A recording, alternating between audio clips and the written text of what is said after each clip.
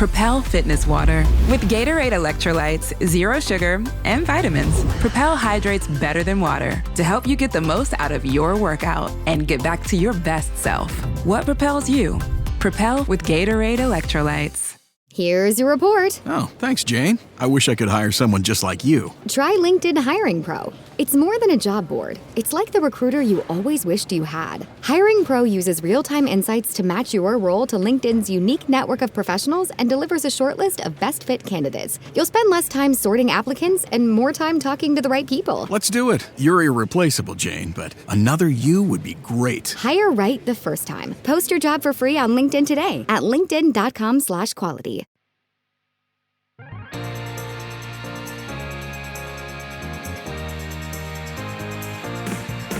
Welcome to the All Things Nintendo podcast. I'm Brian Shane. This is a weekly podcast to discuss all the biggest news and games from the world of Nintendo. As you are listening to this episode, I am out in Germany attending events surrounding Gamescom on Game Informer's behalf. So as such, we won't have any news to chat about this episode because I'm pre-recording it about 2 weeks early. But we have a topic that is very near and dear to my heart and is a huge topic within the history of Nintendo, because this past week, the video game console that is largely responsible for me becoming a gamer turned 35 years old. That's right, this episode I will be celebrating the Super Nintendo Entertainment System. And as I typically do with these big anniversaries, this is just going to be me in this episode. So I've talked about this several times over the course of this podcast, but just to kind of recount my history with the SNES, I did not have a Nintendo Entertainment System growing up. I would play my family's NES. I'd play neighbors' NES. I would play my dad's best friend's NES when he would come over and stay with us for a couple days.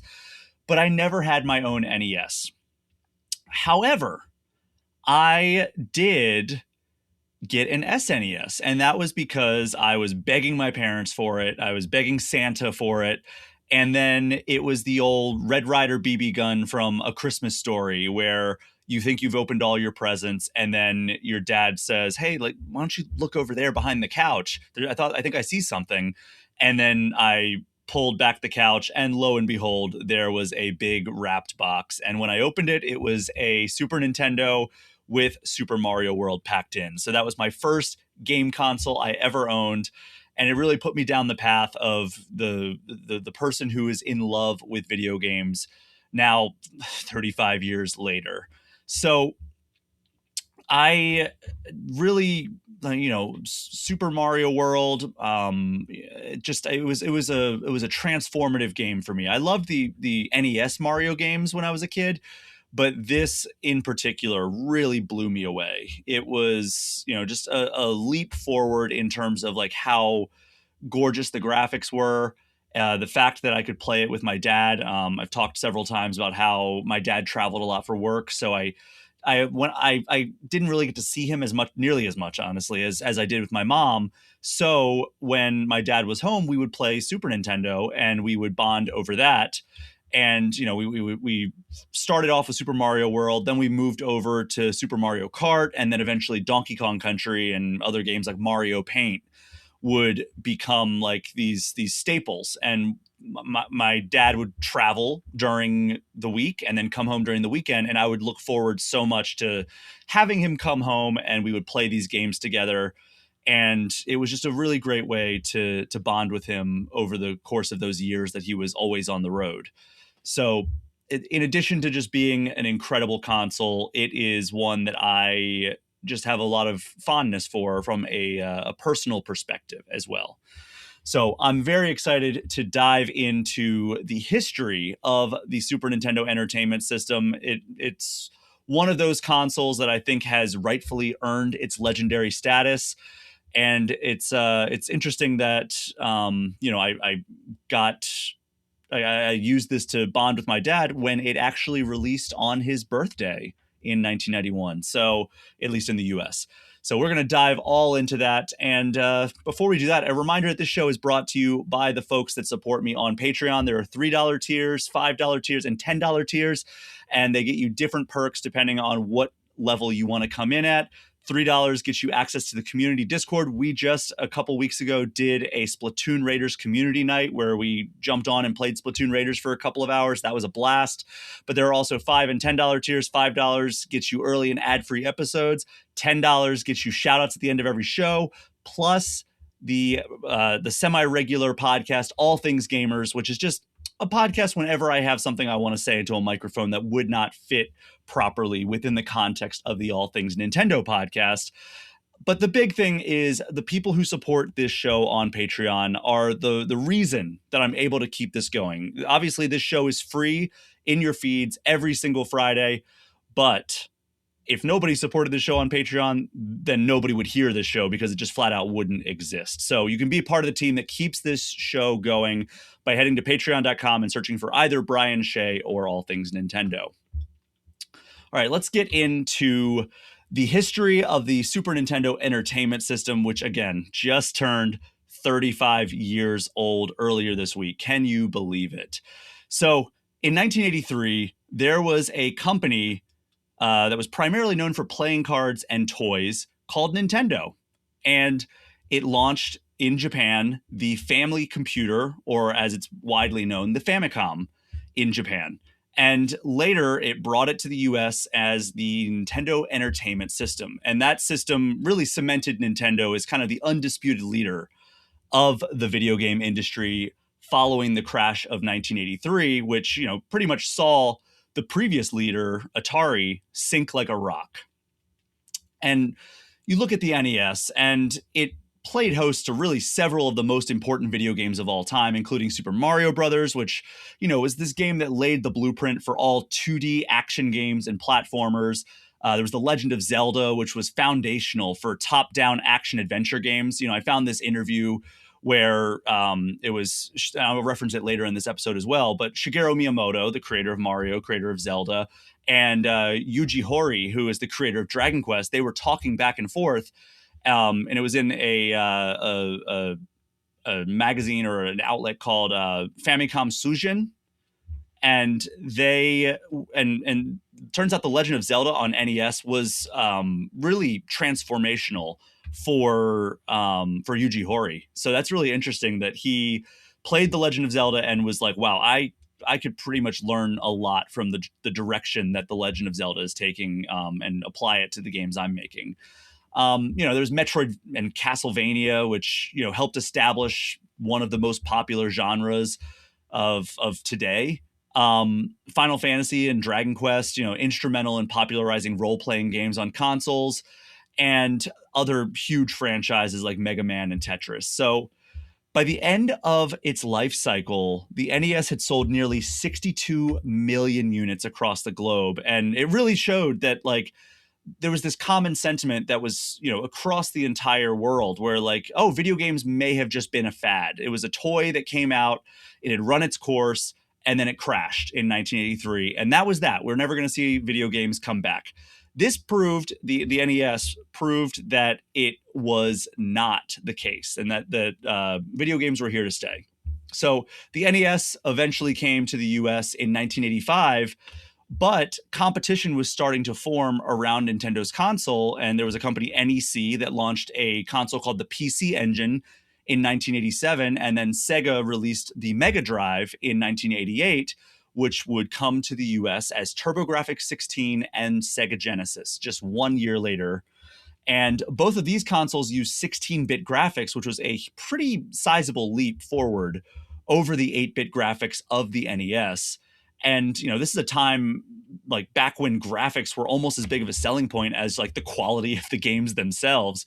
And Sega in particular used that to its advantage as it was developing a game called Sonic the Hedgehog, which was designed to compete with Mario and use, you know, huge sprites, colorful backgrounds, and super fast gameplay. So Sonic came out in June of 1991 and immediately skyrocketed in popularity. And, it looked great, but it was also, it delivered a really novel play experience by being super fast. It was largely well designed, had great music. And also, it was helped tremendously by Sega going hard at Nintendo with several different ad campaigns. The most notable is the Genesis Does What Nintendo Don't ad campaign, which was really the first time anyone had gone this hard in the paint at Nintendo. So Sega had positioned Sonic and the Genesis / Mega Drive more broadly as the cool option to Mario and Nintendo's more family-friendly image. And, the 90s fixation on attitude really helped buoy Sonic's popularity. And at that point, Hiroshi Yamauchi noticed, who was the president of Nintendo, he noticed that sales had actually been dropping off for the original Famicom. And he knew that Nintendo needed to keep up with the times if it wanted to remain on top. And Genesis and the other competitors would be a huge problem for Nintendo in any other scenario, because at that point, the Genesis had a 3-year head start on the 16-bit generation and, getting into the next level of gaming technology. But thankfully, Nintendo had not been resting on its laurels, because in 1987, which was the same year that TurboGrafx 16 had released, as well as the Mega Drive, Nintendo president Hiroshi Yamauchi announced through an interview with a newspaper called Kyoto Shimbun that Nintendo had begun development on its own next generation console, which he called the Super Famicom.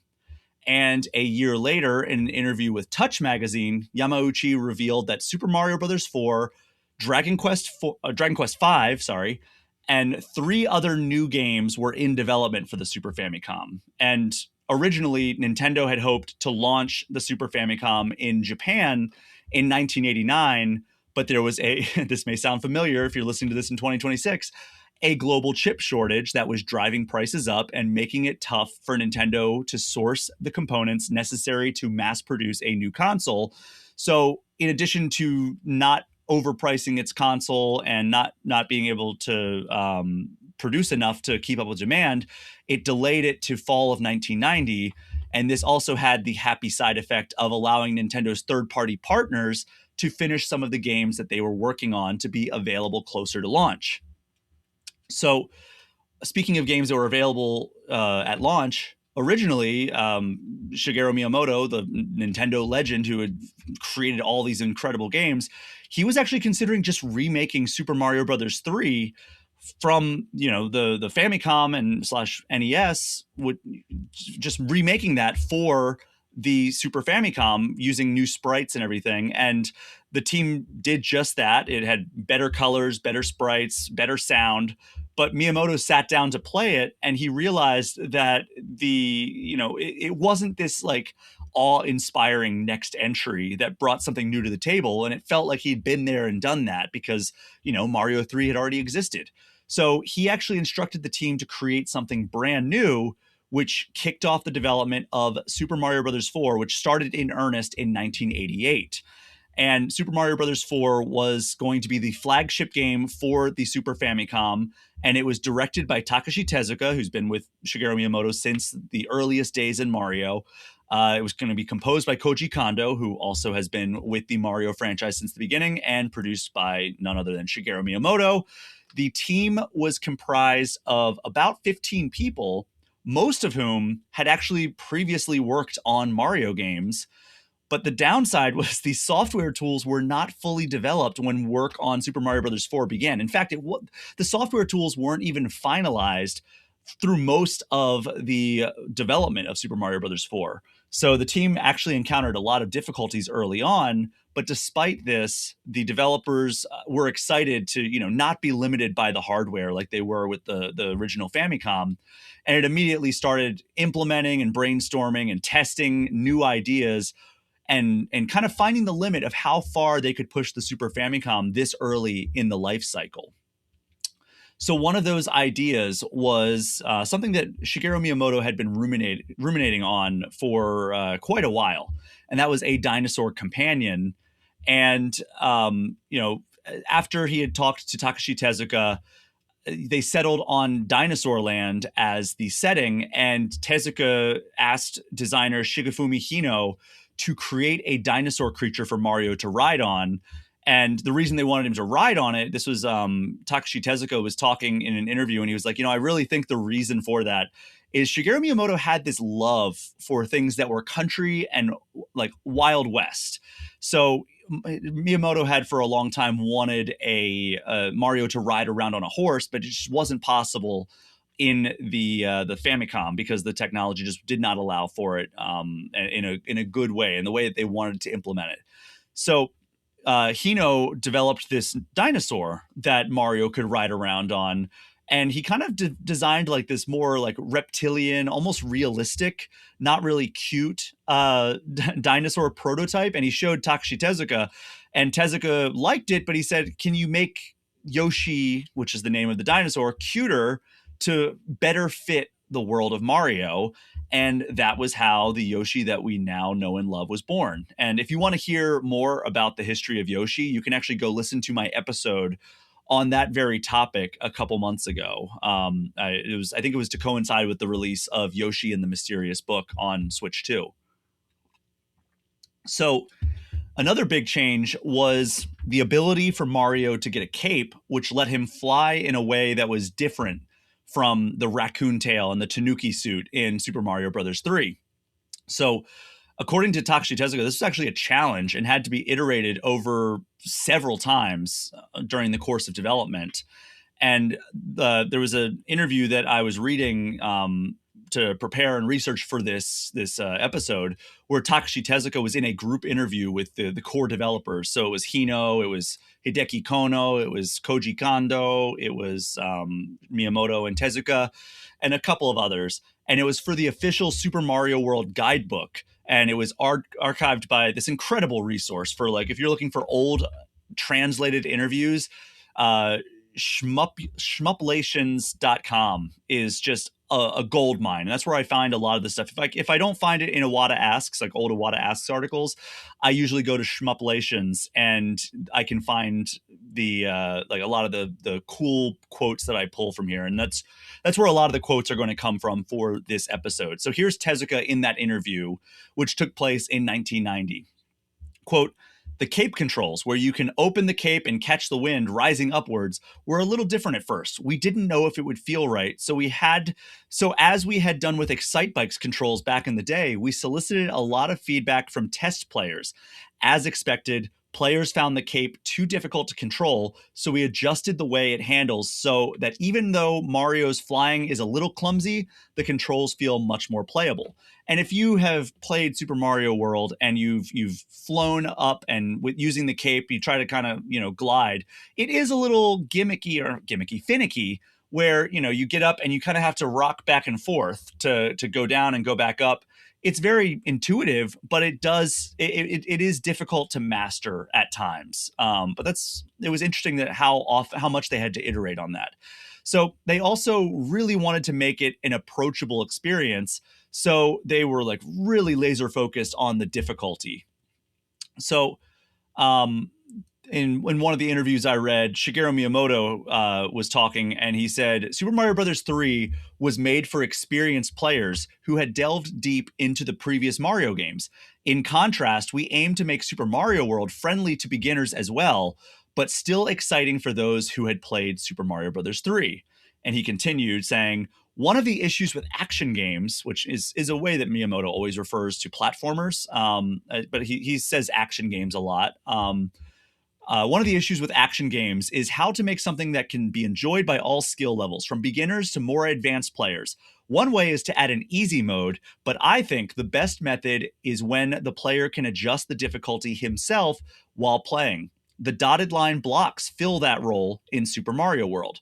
For a while now, I've been wanting to make a game that isn't simply about reaching the end of the level, a game where even after you beat the level, you still want to come back again and explore and experience more of that.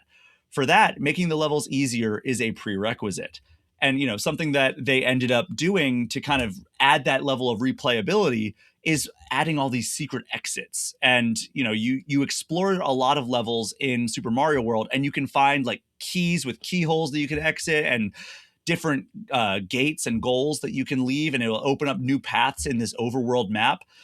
They also added the ability to save. So just because you get a game over, it's not the end, and you don't have to go all the way back to the beginning the way you did in previous Mario games. So they really used the new technology and secrets a lot in adding that not only layer of replayability, but also making it so it's not punishingly difficult, even as some of the levels get somewhat difficult near the end of the game. So Tezuka came up with different enemies and gameplay mechanics. Toshihiko Nakago supervised programming, and Hideki Kono oversaw the creation of the map. And Miyamoto described his role as standing back and watching everything play out, and then stepping in every once in a while to interject his ideas. And in that interview for the Super Mario World official guidebook, Tezuka said, quote, "Occasionally Miyamoto would pop in and say, nope, that's not going to work." So that is actually probably the closest reference that I found to the famous line about Miyamoto's role in a lot of game development is to upend the tea table, where he kind of takes a back seat whenever he's not directing, which he hasn't directed a game in quite some time as I'm recording this. But what he does instead is he pops in and kind of checks the progress on any game that he is overseeing. And he has such a keen eye for what does and doesn't work in game development and translates to like what players are going to want. He will point at something and say, no, we need to change this. And he'll completely alter the course of development at times, because he's basically, our colloquial term would be like table flipping. Like he's just, he sees everything that's laid out and he takes the table and just flips it and is like, no, start over. We have to fix this. So it sounds like that was kind of his role even early on, like in Super Mario World. So in that Famicom Sushin article that I referenced, where it's Miyamoto alongside Dragon Quest creator Yuji Horii, here's what Miyamoto had to say. The Super Famicom is a big step up from the Famicom in terms of power and expressiveness. So there are some things we can no longer fudge. For example, on the Famicom, people would not accept not being shown certain things because it simply wasn't possible with that hardware. But on the Super Famicom, that's no longer the case. Horii actually responded saying, quote, "With more RAM, we can now do a lot of things that weren't possible before due to the memory limitations." And Miyamoto responded, "Indeed, the large working RAM on the Super Famicom is, in fact, its biggest allure to developers. Effects like sprite rotation, shrinking, enlarging are all possible now." To which Horii said, quote, "The improvements to the graphics and RAM have opened up a lot of new possibilities. It's what's so great about the Super Famicom. I also appreciate the additional background layers, the way scrolling is handled, and the ability to do transparencies. The question for us is how to utilize all that and tie it into interesting events for the players." So on the music side of Super Mario World, Koji Kondo was excited to experiment with a broader range of sounds and actually pulled from the bluegrass genre, which Shigeru Miyamoto was super fond of, to create the main melody, which he would then use different instrumentations and reuse the same melody and repurpose it over the course of most of the game's songs. So if you listen to like the athletic theme, it is the same basic melody as the other levels. And I mean, I didn't really pick up on that when I was a kid, but now it's just super obvious. And I love the Mario World soundtrack, but it is funny that it's just the same melody over and over again. And in that interview for the Super Mario World official guidebook, Kondo said, quote, "With the Super Famicom, you have to create the sound samples themselves. So compared with the Famicom, it was 100 times more difficult." Propel Fitness Water. With Gatorade electrolytes, zero sugar, and vitamins, Propel hydrates better than water to help you get the most out of your workout and get back to your best self. What propels you? Propel with Gatorade electrolytes. So to get across the fact that this was a way larger scale than any Mario game before that, Nintendo decided to rename it Super Mario World. So it was no longer Super Mario Bros. 4. And it was first showed off at a press conference in July 1989. And there was actually a degree of underwhelmed feeling from the people in attendance of that, because they're like, oh yeah, it looks really good. It just doesn't look like it's anything new. So there was a period where Nintendo was hoping to release the Super Famicom in 1989, but Nintendo actually announced a delay to 1990, as I had mentioned before, where it was, it made financial sense, and it made sense to in terms of getting enough enough of the consoles produced. So the developers behind Super Mario World now had a better chance to further fine-tune the experience ahead of its launch, which this was a launch title for the Super Famicom. So at that same time, Shigeru Miyamoto was producing another game that would launch alongside the Super Famicom and Super Mario World. And this one was a futuristic racing title called F-Zero. And this was directed by Kazunobu Shimizu and featured art from Takaya Imamura, who, if you listen to my episode on the history of Star Fox earlier this year, that name may sound familiar to you because he designed a lot of the characters from that game. So F-Zero uses Mode 7, which was a new graphics mode for the Super Famicom that allowed texture mapping and rotating graphical planes. And it simulated, the entire purpose was to simulate 3D environments and graphics, even though there weren't any true polygons at play. And it worked by creating the environment as a single layer, and then it's the environment then scales so it can get bigger and smaller, and it can rotate around, in this case, the player's vehicle. So many people considered this as Nintendo really trying to plant its flag as being in a class all its own within the games industry at this point, and really making an announcement that, yeah, Mario World, it plays great, it's really beautiful as a platformer, but F-Zero is the graphical showcase because you could never do something like that on the NES. So that was kind of like the statement piece alongside what I consider the greatest the greatest platformer of all time in Super Mario World. So Miyamoto, in that same joint interview with Hori, said, quote, "The first Super Mario Brothers was designed so that even when old guys who were playing the video games for the first time could enjoy it. Each successive sequel has gotten a little more complicated, though, and I'm worried that Super Mario World may be a little tough for brand new players. That being the case, we wanted to make sure F-Zero was also a game that was friendly to beginners. Simple, easy controls, and a refreshing new style that hasn't been seen before in a racing game. In that sense, F-Zero is more like the first Super Mario Brothers, while Super Mario World actually has a more Gradius-like aspect to it." Gradius was an arcade space shooter back then. So Nintendo once again had a chance to showcase these games. It showed off Super Mario World and F-Zero in August of 1990. And as soon as they did that and word got out, pre-orders shot through the roof. I think I saw a number that there were more than 1.5 million people trying to buy a Super Famicom. And demand was so high that Nintendo actually put in measures to make sure that the consoles and the games got to their stores without getting stolen by organizations like the Yakuza. So the way it accomplished this was by shipping to stores overnight. I believe it was called Operation Midnight Shipment. But it also, in addition to that, they were worried that there were actually going to be like riot scenes at these retailers where people were desperately trying to get their consoles on launch day. So they actually also worked with retailers in Japan to set up reservation systems that help people know when they should show up to pick up their console and make the launch day more orderly.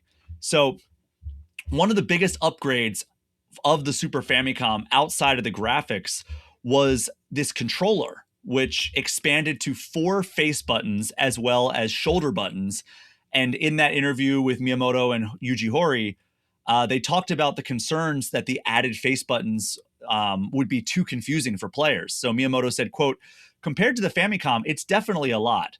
With the Famicom, we were very lucky in that the developers ended up finding uses for the start, select buttons beyond what we had originally envisioned. The Legend of Zelda was like that in particular, but this time, the 4 buttons of the Super Famicom have a very different meaning from the Famicom." And then Miyamoto continues saying, quote, "We chose those names, A, B, X, and Y, with an A and B together as a group. We wanted another name that would be easily groupable like X and Y. We have certainly heard some Japanese users say they are hard to remember, and during development, there were other suggestions like 12 o'clock, 3 o'clock, 6 o'clock, 9 o'clock. And then Horii said, quote, "What about naming them after colors like red, blue, yellow, green? That's how they're shown in game in Super Mario World. And Miyamoto said, quote, "That would be good, but there's just one problem. During the game, it's easy to look down at the controller to see what colors are being referred to, but if you don't have the controller with you, it would be easy to get lost and not know which color matches which button. It's definitely a little bit of a quandary."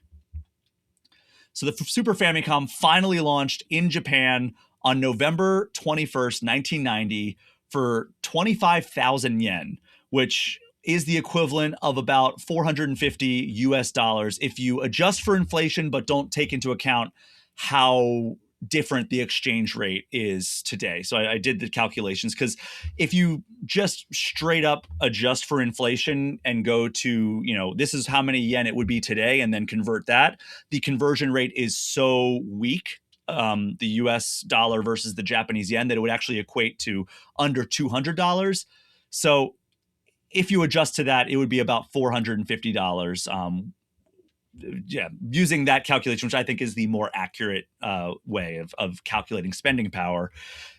So the full initial shipment of about 300,000 units sold out basically immediately in Japan. And it was proclaimed that Nintendo was once again the king of the industry, even though that console launched with just those two games that we talked about already, Super Mario World and F-Zero. However, there were several games that came shortly after launch. And I think that's largely to thank for that delay that pushed it into fall 1990. Super Mario World was a huge success. It was the pack-in title of the Super Famicom, but it was truly bolstered by how many third-party developers supported the console, which has proven historically true over much of Nintendo's history.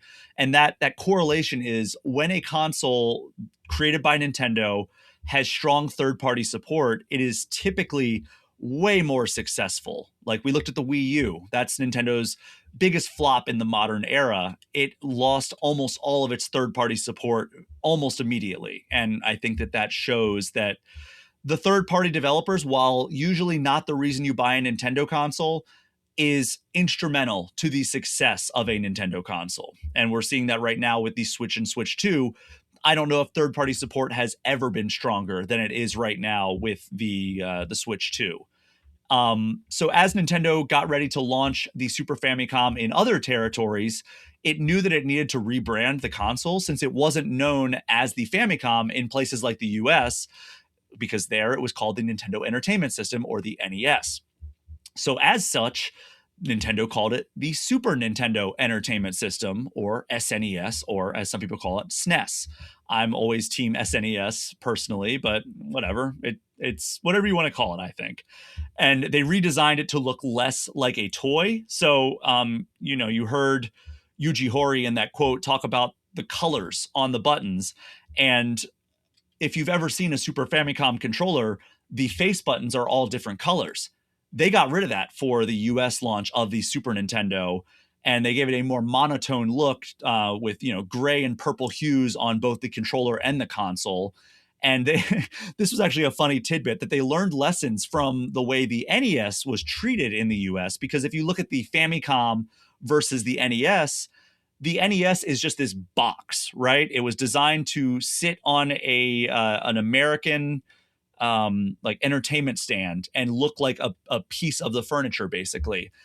What they found is that people were resting their drinks on the NES as though it is a piece of furniture, and that resulted in spills and breaking their Nintendo Entertainment System. So Nintendo made it so that they were all top loading now, but it was more boxy than the Super Famicom. But what they did was they made the cartridge bay less flat, has a bunch of ridges, and then slightly curved to discourage people from putting their drinks on top of it. And that the redesign of the Super Famicom into the Super Nintendo was performed by Lance Barr of Nintendo of America, who had previously redesigned the Famicom into the NES. And then, meanwhile, the SNES that appeared in Europe actually looked closer to what we saw in Japan. So the Super Nintendo Entertainment System launched in the United States on August 23rd, 1991 for $200, which, if you do the conversion for what that would be with inflation in 2026, it would be about $500. So that's actually in line with the calculation I performed earlier with the how much the Super Famicom cost at launch.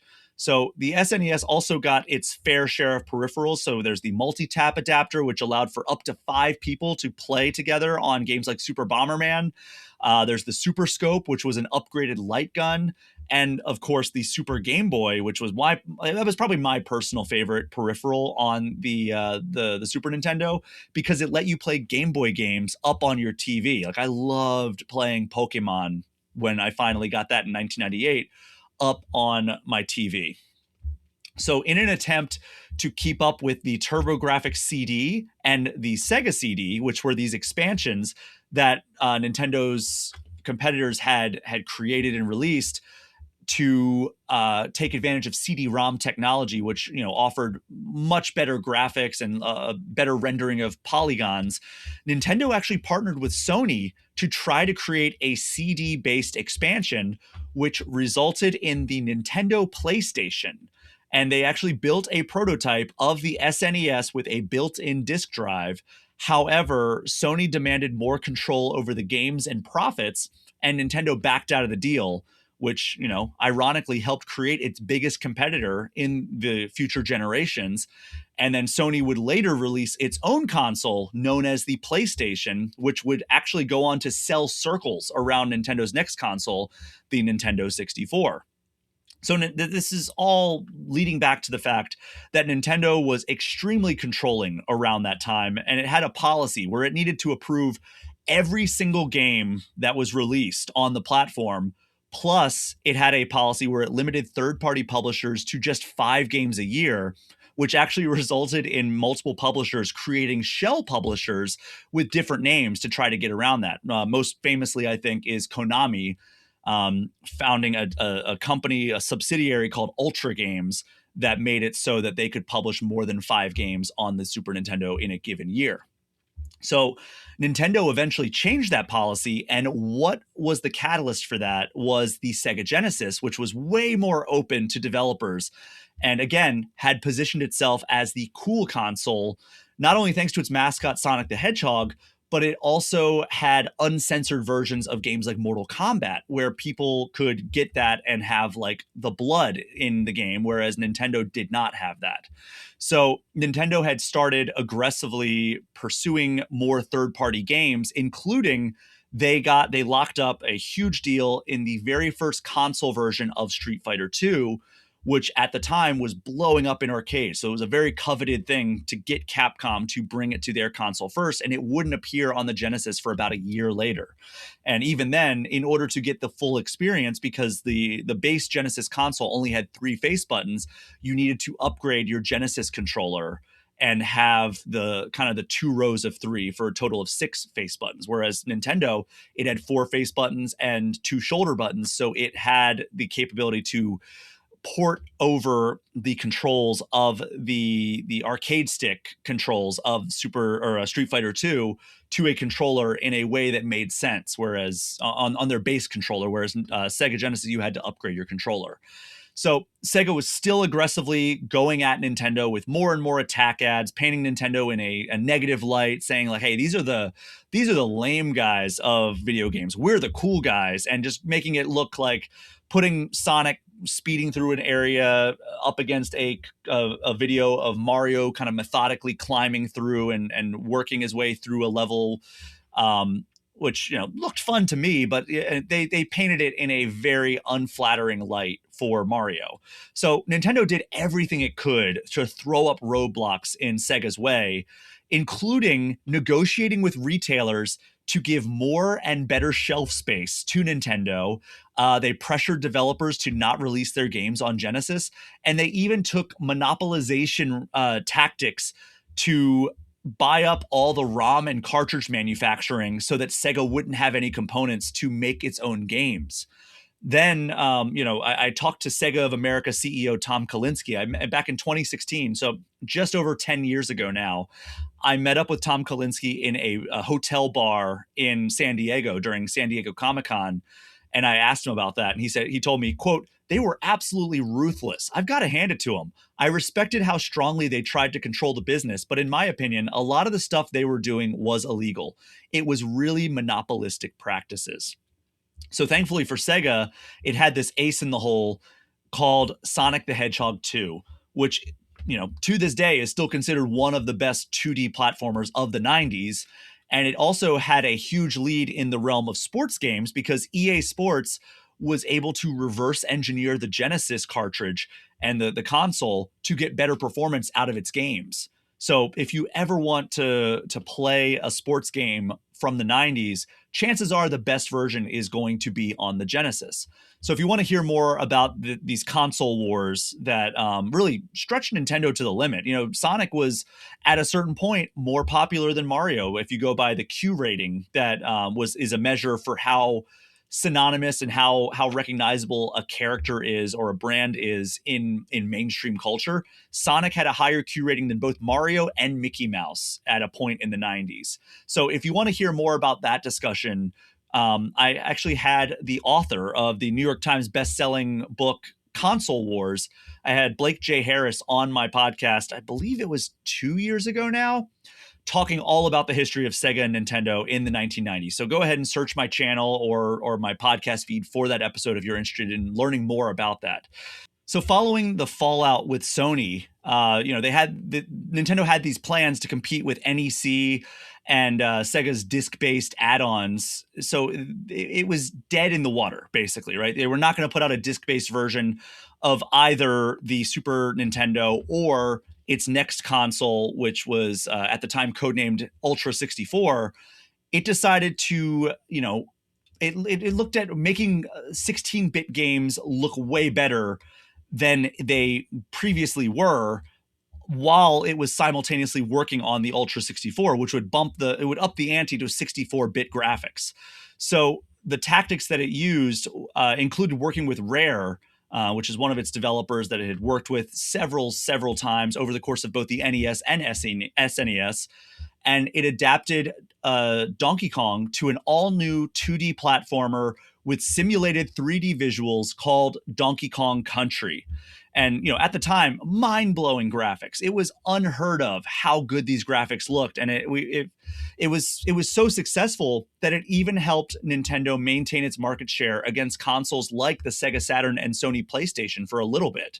And Nintendo also leveraged its proprietary Super FX chip starting in 1993, which let developers render 3D polygons and scale 2D sprites. And Star Fox was the first game to use the Super FX chip, but there were other games like Dirt Racer, Dirt Tracks FX, Doom, and Super Mario World 2 Yoshi's Island that had taken advantage of this technology to keep the graphics of the SNES looking fresh as Sega and Sony started releasing their 3D disc-based games.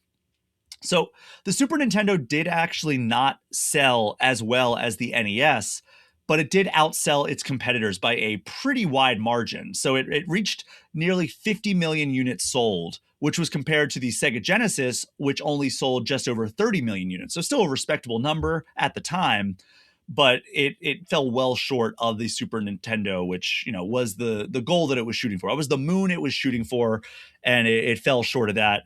And then the TurboGrafx sold only around 10 million units.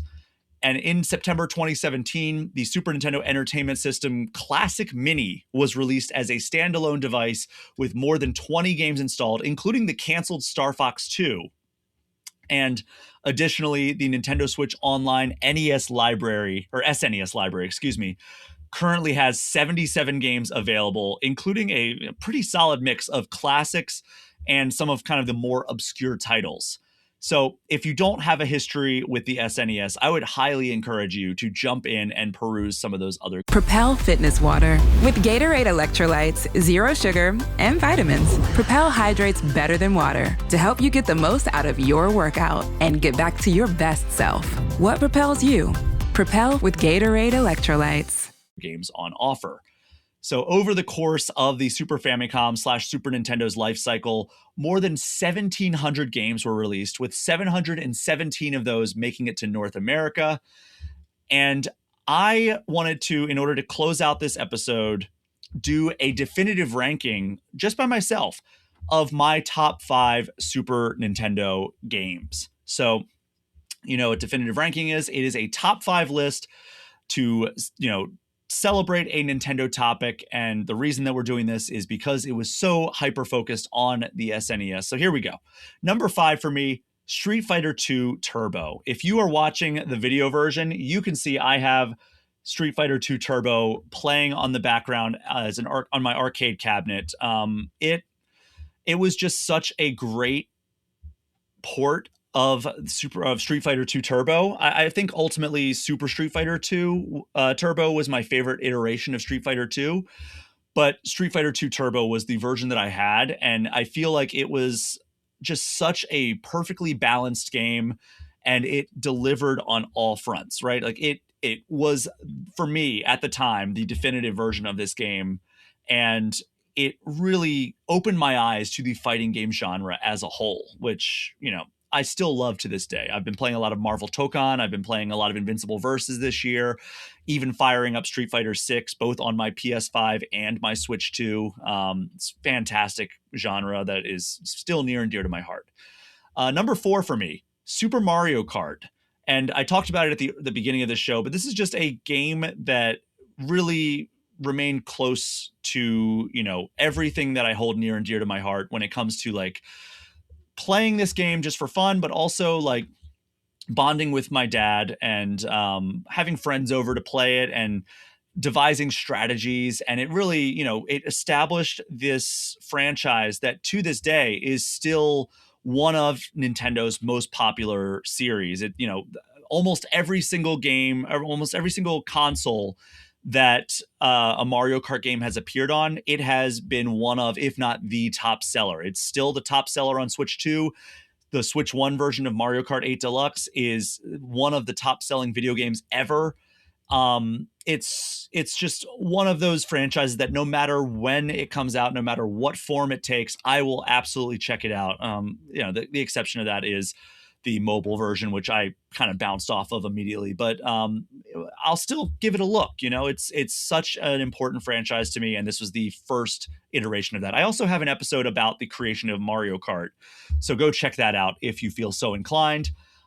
Number 3, I'm going to say the original Donkey Kong Country, and it's the same thing. Like I'll acknowledge Donkey Kong Country 2 is the better game, but Donkey Kong Country, same reasons, playing it with my dad, but also it was that first game, the same way that I look at Breath of the Wild and Tears of the Kingdom. Breath of the Wild is my favorite game, but I probably acknowledge that Tears of the Kingdom may be just a little bit better. And Breath of the Wild was just so much more impactful. And that's how Donkey Kong Country was. Donkey Kong Country was this mind-blowing release that I could not even wrap my mind around. Like, I was desperate to get this game. And I still remember when I figured out that I was getting it, I was snooping in my parents' closet around, like, in the lead up to Christmas, and I found a copy of Donkey Kong Country, and my parents found out that I found out, and they told me that it was for my uncle who had also had a Super Nintendo, and I was so upset.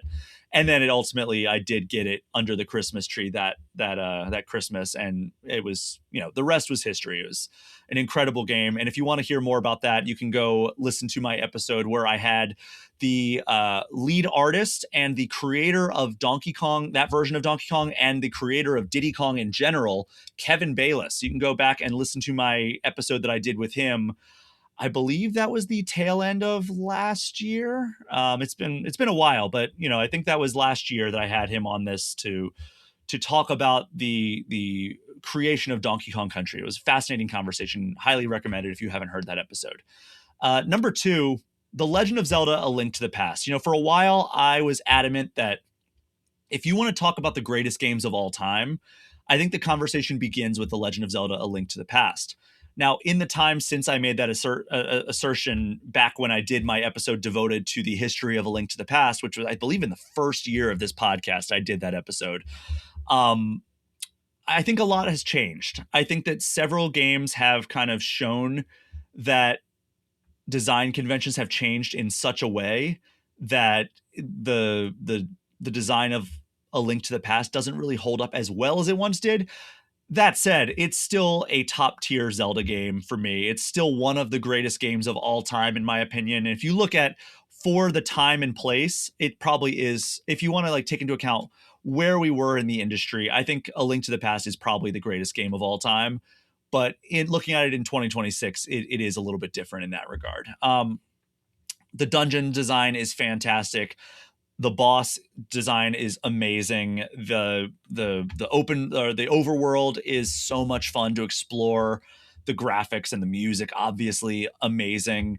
Our first glimpse at the Master Sword, just everything about this game was setting The Legend of Zelda down the path that it is on right now. Obviously, Ocarina of Time, I think, is probably the most impactful game in terms of the future of the Zelda franchise. But The Legend of Zelda: A Link to the Past was Nintendo perfecting the top-down Zelda formula, and they would basically only iterate on it from there. Like even A Link Between Worlds, which I think is probably the best, if you just want to talk about pure playability, top-down Zelda game. These are all, branching off points from what was established by The Legend of Zelda: A Link to the Past. And then number one, my answer. It's my favorite platformer of all time. One of my top 5 games I've ever played in my life. It is Super Mario World. Just what can I say? The most perfectly designed platforming game I've ever seen in my life. The sprites look fantastic. The environments, the music, the secrets. I still go back and am surprised by the secrets I've found in that game, even though I've beaten it probably upwards of 10 or 15 times. It is, just a truly special game. And it sounds dire when I say the first game that came out on the console is also where it peaked, but it's truly how I feel. It is a game that I can replay endlessly. If I'm ever on a plane and I want to play something simple, chances are I'm going to at least consider playing Super Mario World on the Switch Online. And for me, it's never going to be topped unless something truly special comes along for the 2D platforming space or even the 3D platforming space. It's my favorite Mario game by a pretty considerable margin and one of my favorite games of all time. So Super Mario World is my pick for the best Super Nintendo game of all time. Of course, there were several other massive games that I didn't mention that came out on the SNES, Super Metroid, Star Fox, Earthbound, Chrono Trigger, Mega Man X, Yoshi's Island, Super Mario All-Stars, which I think is one of the coolest remake projects I've ever seen in my life, Final Fantasy VI, F-Zero, which we talked about, Mario Paint, Kirby Superstar, several other games that are definitely worth mentioning. Pilot Wings. So many amazing games came out on this system. And I'm actually curious for the folks listening here, what are your top 5 Super Nintendo games? If you're on YouTube, Spotify, or Patreon, drop a comment with your top 5 SNES games. Or if you have just any memories that you want to share about the Super Nintendo. This is just such a formative console for so many folks that I think that most people actually have completely different experiences and memories with it. And I would be really interested to hear, what are your favorite games on the console and what, if any, special memories do you have associated with it? But yeah, that's the Super NES. Happy 35th anniversary to both it, but also the launch games, Super Mario World, F-Zero. Just truly an incredible console that is responsible for me being a gamer still to this day, 35 years later. But for now, that is going to wrap up this episode of All Things Nintendo. Thank you so much to everyone for listening. As you know, my Patreon and the associated Discord server are the best ways to get any questions or comments in. But you can also get in touch with me at brian@allthingsnintendo.com or hit me up on Blue Sky or Instagram at Brian P. Shea. That is our show for this week. Thank you so much again for listening. Take care, and we'll see you next time.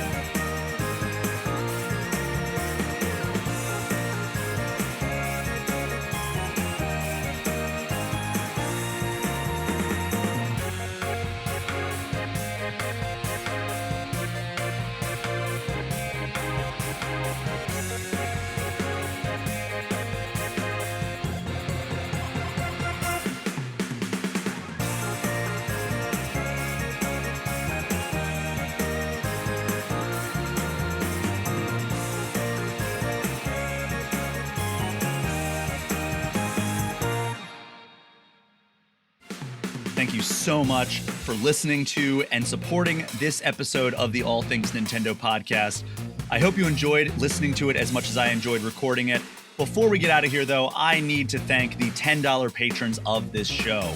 Alex Stadnick, Andy Junkins, Ben Richland, Big Mitch, Chad Brecky, Chaps My Ass, Damian Patino, Derek Sigmund, Dusty Beeman, Ian T. Clark, Jawar Hello, Johnny Five, Jose Villalobos, Joshua DeProy, KC Radio Man, Kenny Shaw, Cody Gibson, Creeper207, MPI Creates, Nathaniel Edison, Ozman83, Paul at Drunk on Mako, Pratable, Rob McCann, Bobby Mac 265, Robert Sosa, Roberto Nieves, Russell Sayer, Smithy Poo, The Gamerheads Podcast, Zane Sink, and Zek 3 Sword Sama. Thank you so much for listening all the way to the end of this episode, and a special thanks to everybody who supports me over on the Patreon page. Without them, I could not keep this show going. Thank you so much. NFL football season is here, which means when you switch to Verizon, it feels like touchdown, because you get NFL Sunday Ticket from YouTube on us when you buy an eligible 5G phone on select unlimited plans, which means you can watch every out-of-market game every Sunday afternoon, and it's all on us. Now that's the Verizon way to kick off the NFL football season right. Switch and get NFL Sunday Ticket from YouTube on us, only with Verizon.